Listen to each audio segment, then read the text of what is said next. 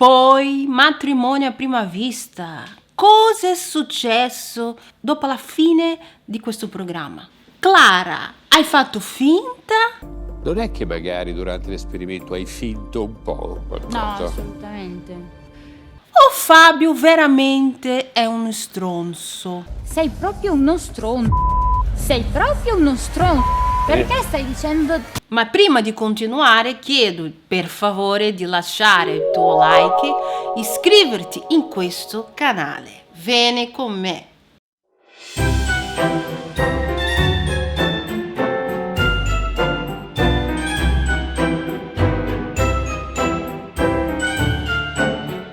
E la ultima puntata inizia con un racconto di Fabio. Siamo tornati a casa e il giorno dopo lei è ritornata a Brescia.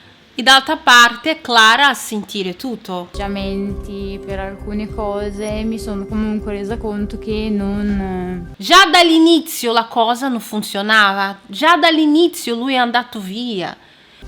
non sarebbe stato, diciamo, il ragazzo per me. Quindi Lui l'hai manipolata, l'hai fatta piangere. Lei che cosa doveva fare? Fare la figura della pazza, della gelosa?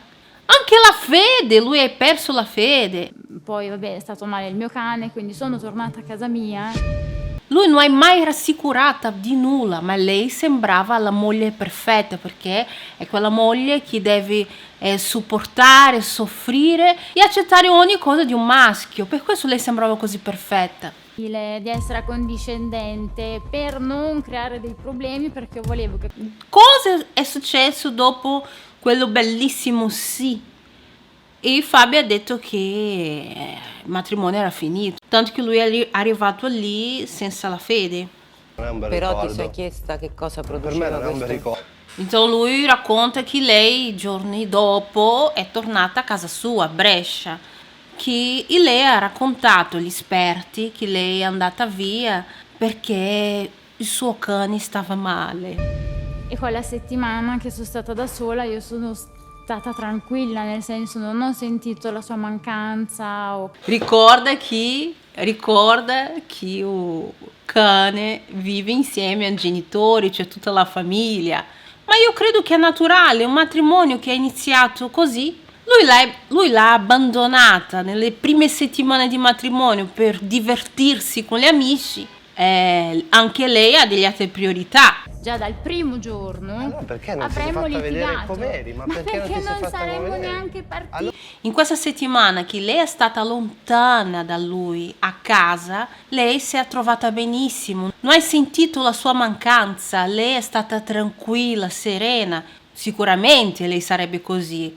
Io credo che sia anche vero, perché nei pochi momenti che loro sono stati insieme, lui l'ha fatta piangere, lo hai fatta sentirsi in disagio. Allora hai finto, c'ha ragione Non Mario. ho finto, ho cercato di andare oltre. Io non sono qui per parlare dei vestiti, delle cose futili. Lui veramente lo hai manipolata, non posso prendere alla leggera quello che è successo. Ancora peggio che davanti agli esperti lui ha iniziato a manipolarla, a fare credere che lei quello che stava dicendo era una bugia, quello che non era successo. Detto? Quello non l'hai detto in Ti guarda neanche in macchina. faccia. Non l'hai detto. E lui ha iniziato a fare credere che quello che lei diceva non era vero, che non è successo. Neanche in faccia, stai dicendo solo Io bugie. secondo te mi invento. Sei proprio uno stronzo.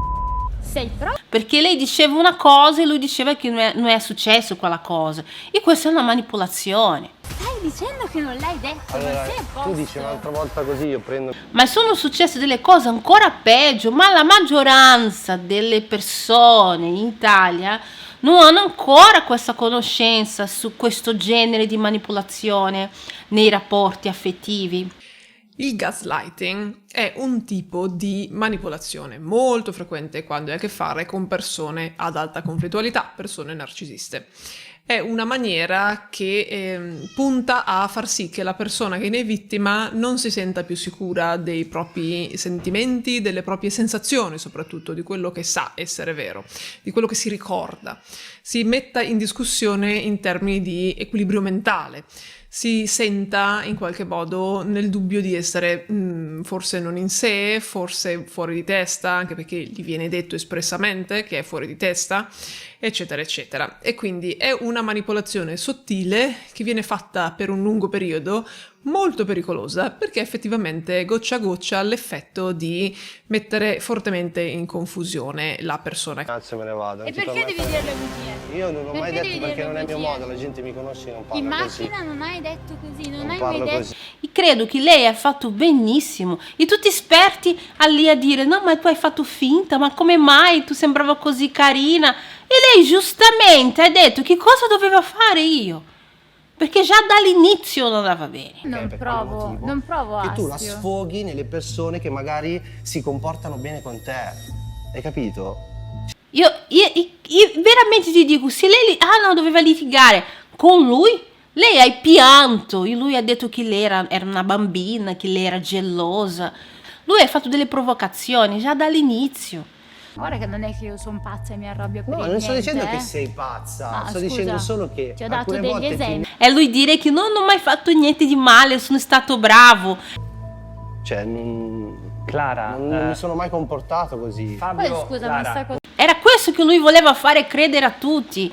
Lui voleva giustamente fare credere che lei era sbagliata, era lei quella inadeguata, era lei quella gelosa, era lei quella bambina. Però lui non è riuscito. Lei è riuscita a fare un bellissimo percorso in questo programma. È riuscita a dimostrare il migliore di sé, meglio di stare lì a litigare. Fare un programma dove lei litigava tutto il tempo con lui in una società italiana maschilista. Se lei avesse un'altra reazione sarebbe peggio per lei, perché nessuno accetterebbe. E lei ha fatto benissimo. Meno male che lei non è rimasta con quello stronzo, scusate la verità. Guarda, io ho questa cosa che lui è un stronzo, già ho. Ma io non voleva dirlo perché io, chissà, lei non è riuscita a vedere. Meno male che lei è riuscita a vedere chi era questo ragazzo, un manipolatore. cioè Fabio ti sta dicendo una cosa importante, cioè se tu all'inizio avevi la sensazione di litigare, forse quel litigio era molto... Lui lo hai fatto credere che lei era sbagliata, che era lei quella pazza, ma ti rendi conto? E lei dice: è finita e sono contenta anche del chiarimento, ho fatto la scelta giusta. Brava. Quindi Ho capito, il io tuo non... studio, il tuo piano. Non è un piano, Mi dispiace, e lui risponde: mi dispiace ma non ho nulla da rimproverarmi. Ah, chiaro che tu non hai nulla da rimproverare, ma è chiaro, tu non sbagli mai, tu sei perfetto. Lei è riuscita a avere le palle così, io non riuscirei a stare con lui neanche un'ora. Lei ha avuto le palle proprio giganti di riuscire a non cadere nella manipolazione che lui ha fatto. Basta! E lei ha provato a fare vedere al pubblico quello che lei aveva di migliore. E lei è riuscita. Clara, guarda, sono sollevata che veramente tu non hai creduto in tutta questa manipolazione. Veramente ho voluto fare questo video qui solo per Clara, perché veramente era una cosa che sono riuscita a vedere già dall'inizio. Lei ha avuto un coraggio, è stato un grandissimo lavoro che lei è riuscita a fare.